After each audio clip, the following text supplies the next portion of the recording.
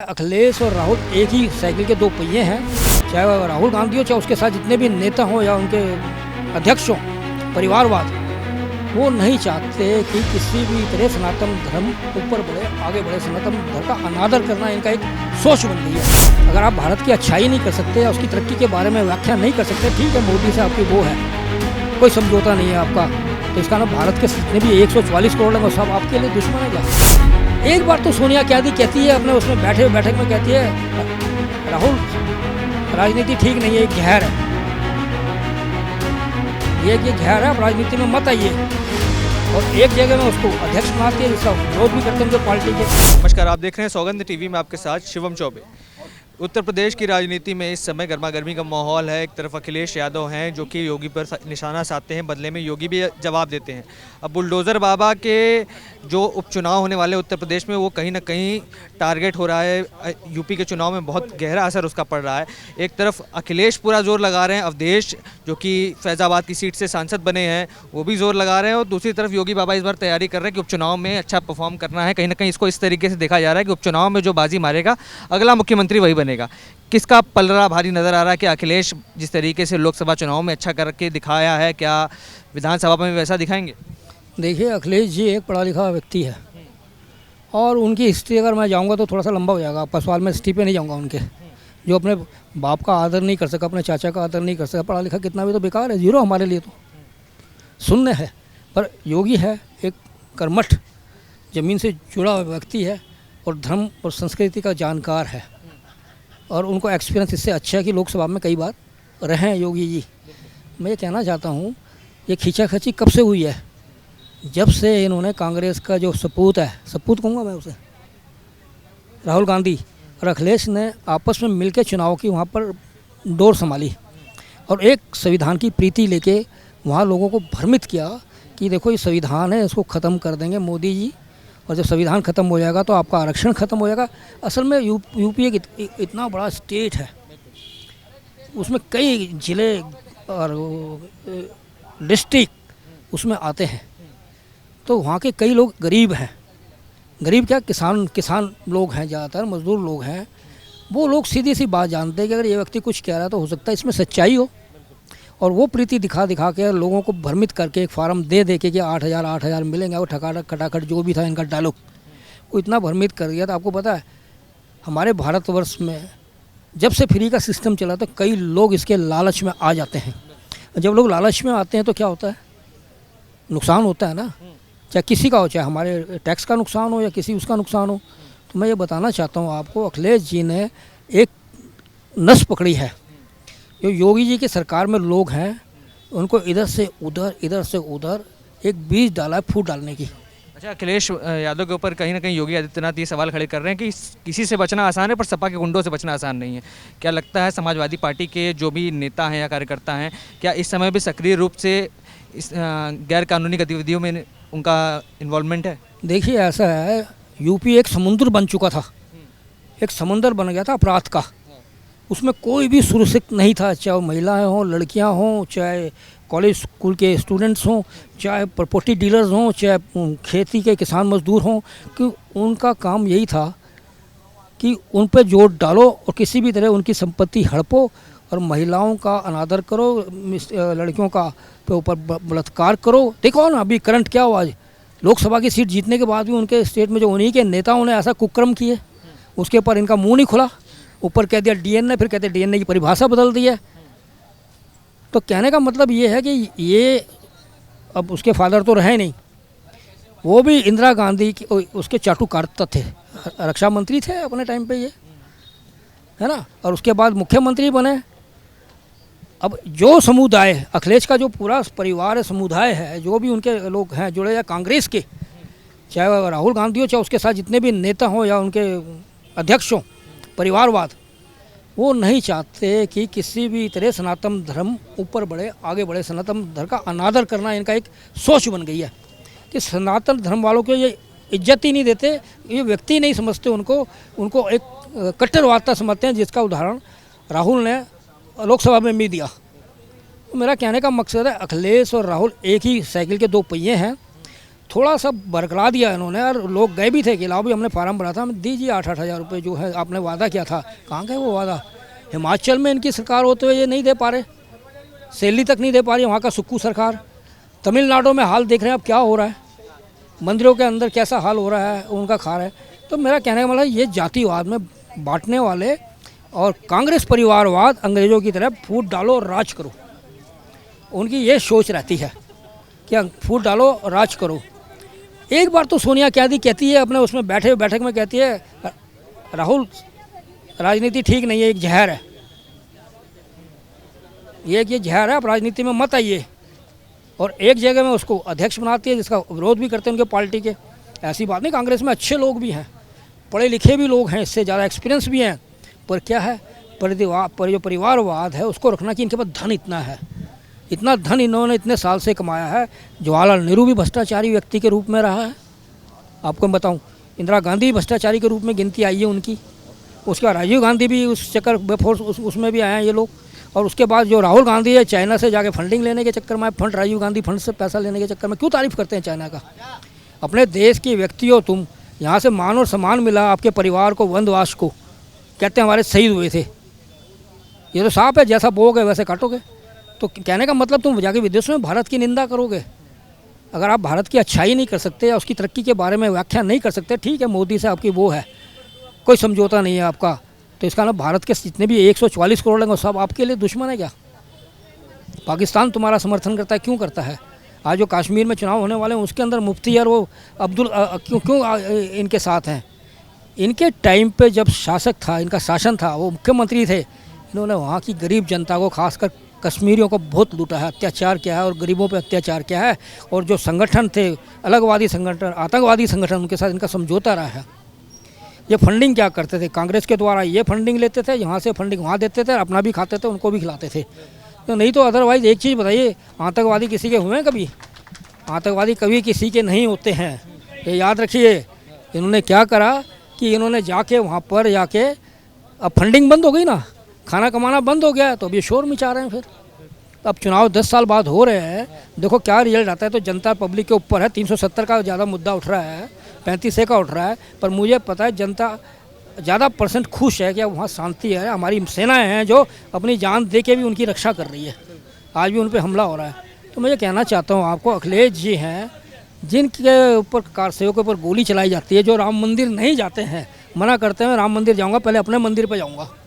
भाई अखिलेश जी, जो आपने मंदिर बनाया क्या माफिया के पैसों से बनवाया क्या आपने, या इतनी दौलत आपके पास थी? आपके तो फादर एक टीचर थे, स्कूल से टीचर बन के वो पदों में ऊपर आए हैं। तो ये पैसा मंदिर में कोई छोटा मोटा पैसा तो नहीं है कि 1000-10,000 में पूरा हो जाएगा, लाखों रुपए लगते हैं। और आप कहते हैं हम अपना मंदिर पहले बनाएंगे, उसमें जाएंगे, फिर हम अयोध्या जाएंगे। तो इसका मतलब क्या है, कहने का मतलब क्या है? आप इसलिए सनातन की आप भी तो निंदा ही कर रहे हैं ना। अगर आपको निमंत्रण पर दिया गया, सबको दिया गया, तो आपने कहते निमंत्रण को दे, सबको आना जाए। भाई कंट्रोल करना, वीआईपी की सुरक्षा करना, उसका भी तो ध्यान रखा जाता है। इतने पढ़े लिखे हो आप, बाहर से पढ़ के आए हो, ऐसे राहुल गांधी बाहर से पढ़ के आया है, कोई बोलने की सभ्यता नहीं, मर्यादा नहीं बोलने की। योगी जी अपने पर जो स्टैंड लेते हैं वो सही है। उन्होंने कहा था माफिया को मिला दूंगा, मिला दिया उसने। अब भी कई भागते फिर रहे हैं, कई शरण में आ रहे हैं उनके। पर कहने का मतलब योगी का खौफ है। अब पर हमारे थोड़े कोर्ट जो न्यायालय है वो भी एक दयालु किस्म का है, उन पर याचिका लगा दी बुलडोजर की कि बुलडोजर नहीं चलना चाहिए। तो आप ये बताइए, कोर्ट को सोचना चाहिए, एक योगी पूरे इतने बड़े प्रदेश का मुख्यमंत्री है, वो कैसे गलत काम कर सकता है? वो कैसे भेदभाव पैदा करेगा? वो तो सारी जनता का ध्यान रखेगा। सबका साथ, सबका विकास, सबका प्रयास है, तो मोदी जी ने उनको सिखाया है। तो कहने का मतलब ये है कि कोर्ट को भी सोचना चाहिए, जो ये जमानत देते हैं, कहीं इससे जिनके बेस पे ये जमानत लेके निकलते हैं, अपने गवाहों को तो नहीं ख़त्म करेंगे, उनको तो मिटाएंगे तो नहीं, उन पर किसी तरह का दबाव प्रभाव तो नहीं डालेंगे, कोई हो, चाहे केजरीवाल हो, कोई भी हो, उनकी टीम हो। जमानत मत दो, आप उनको सज़ा दो। जमानत का कोई रोल नहीं है उनका, जब प्रूफ कर चुके हैं सब, CBI CDI, जब पूरा प्रूफ है आपके पास, तो जमानत की क्या बात है? सज़ा करिए डिक्लेयर। कल वो आशाराम ने भी तो यही काम किया था, तोड़ना शुरू किया था, फिर उनको अंदर कर दिया गया।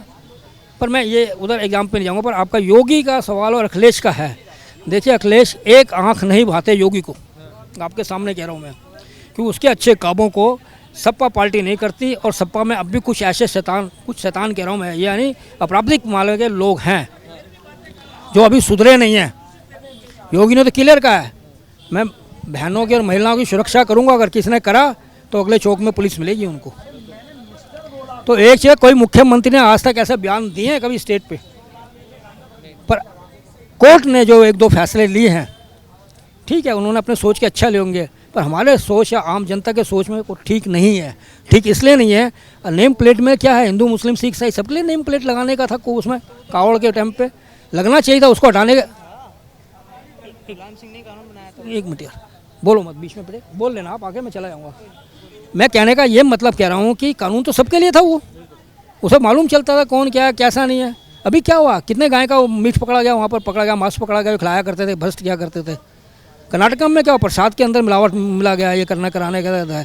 खाली ये हिंदू लोग हैं जो संवेदनशील लोग हैं, सनातन धर्म के जो हैं, जो हमारे महामंडलेश्वर हैं, जो वो हैं, अगर वो अपने, अगर हिंदू एक ऐसा तत्व है जो शांति रखता, मानता हूँ कुछ इसमें भी ऐसे लोग होंगे जो सेले भड़कीले, जो वो भी चिंगारी लगा देते हैं, पर हमारे साधु संत हमारे सनातन धर्म को ऊपर उठाने को, भारतवर्ष को ऊपर उठाने का मान करने का, यहाँ की जो मोदी सरकार है उसने भी पूरे विश्व में जाके हमारे भारत का नाम ऊंचा किया है। और जितने भी भारतीय हैं जब भी जाते हैं उनसे मिलते ज़रूर हैं। आज तक कोई प्रधानमंत्री ने किया ऐसा, जो प्रधानमंत्री मोदी ने रिकॉर्ड बनाया, इतने इतने सालों के बाद कोई प्रधानमंत्री गया आज तक उनका पूछने के लिए, सम्मान मिला ना मोदी जी को। तो ये अपने जो राहुल गांधी कांग्रेस परिवार है ये और अखिलेश, ये आपस में खिसियाए हुए हैं।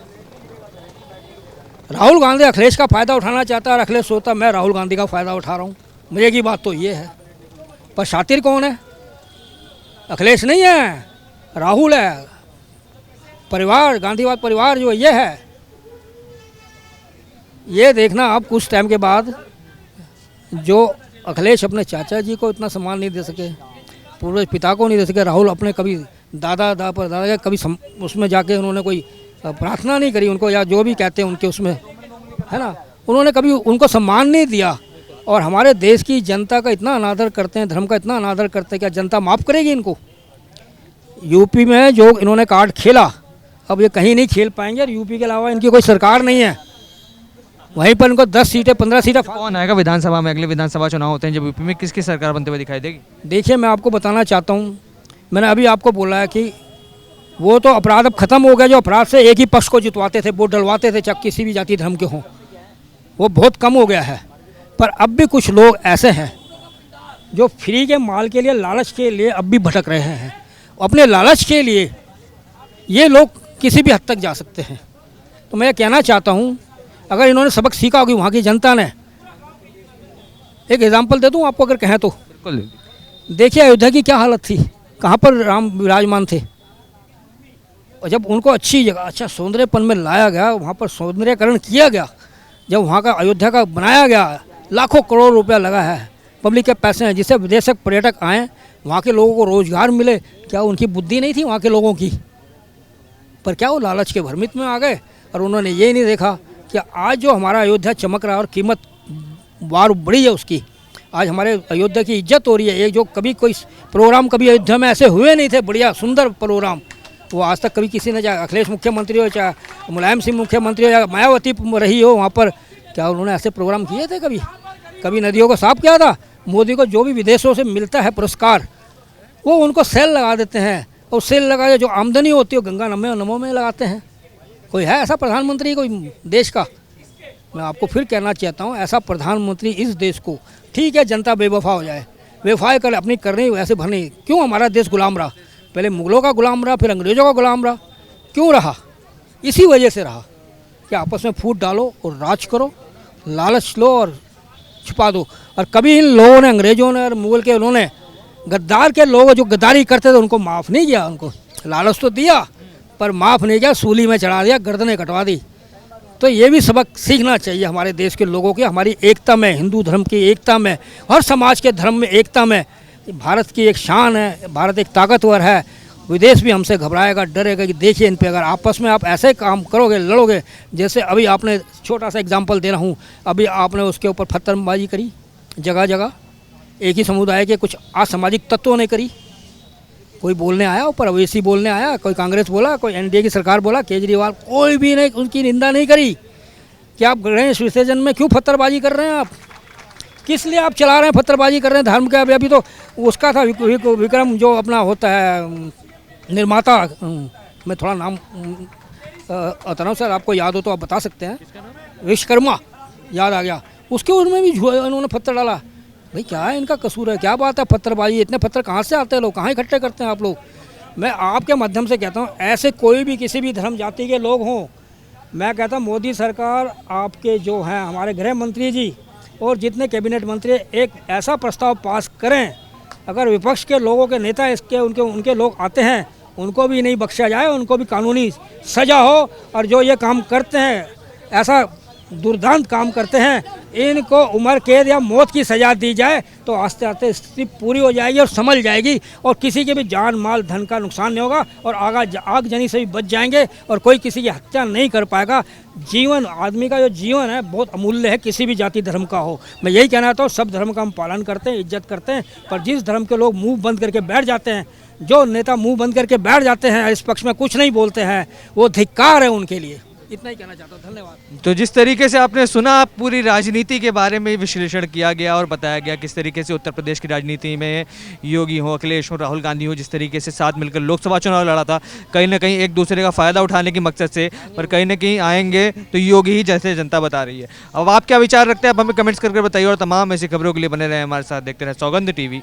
धन्यवाद। धन्यवाद आपका। आप देख रहे हैं सौगंध टीवी, सौगंध वतन की।